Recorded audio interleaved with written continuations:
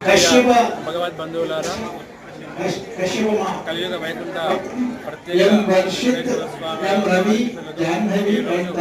వైకుంఠ ఏకాదశి పురస్కరించుకొని మన గోదావరి హోమ్స్ వెంకటేశ్వర స్వామి వారి యొక్క దేవస్థానంలో అత్యంత వైభవపేతంగా విస్తృతమైన ఏర్పాట్లు చేయడం జరిగింది. ఈ రోజు వైకుంఠ ఏకాదశి కావున ఈ రోజు దేవతలు 33 స్వామివారిని ఉత్తర చేసుకుంటారు. ఆ యొక్క ఉత్తర ద్వారకుండా దర్శనం చేసుకున్నట్టయితే ఆ యొక్క వైకుంఠ రాజు యొక్క అనుగ్రహాన్ని ఎల్లవేళలా పొందుతారని తెలియజేస్తుంది. కావున ఈ యొక్క వైకుంఠ ఏకాదశి పురస్కరించుకుని ఉత్తర ద్వారం గుండా దర్శనం చేసుకోవాలని సూచిస్తున్నాము. జై శ్రీమన్నారాయణ, జై జై శ్రీమన్నారాయణ. భగవద్ బంధువులారా, కలియుగ వైకుంఠ ప్రత్యేక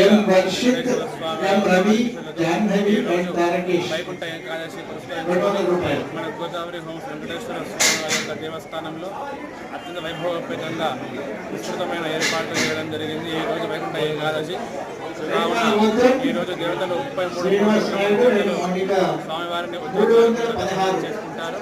ఆ యొక్క ఉత్తర ద్వారకుండా దర్శనం చేసుకున్నట్టయితే ఆ యొక్క వైకుంఠ రాజు యొక్క అనుగ్రహాన్ని ఎల్లవేళలా పొందుతారని తెలియజేస్తుంది. కావున ఈ యొక్క వైకుంఠ ఏకాదశి పురస్కరించుకుని ఉత్తర ద్వారం గుండా దర్శనం చేసుకోవాలని సూచిస్తున్నాము. జై శ్రీమన్నారాయణ, జై జై శ్రీమన్నారాయణ. భగవద్ బంధువులారా, కలియుగ వైకుంఠ ప్రత్యేక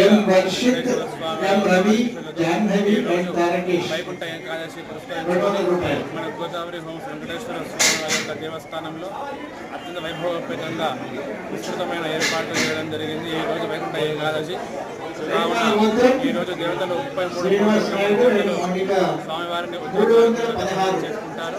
ఆ యొక్క ఉత్తర ద్వారకుండా దర్శనం చేసుకున్నట్టయితే ఆ యొక్క వైకుంఠ రాజు యొక్క అనుగ్రహాన్ని ఎల్లవేళలా పొందుతారని తెలియజేస్తుంది. కావున ఈ యొక్క వైకుంఠ ఏకాదశి పురస్కరించుకుని ఉత్తర ద్వారం గుండా దర్శనం చేసుకోవాలని సూచిస్తున్నాము. జై శ్రీమన్నారాయణ, జై జై శ్రీమన్నారాయణ. భగవద్ బంధువులారా, కలియుగ వైకుంఠ ప్రత్యేక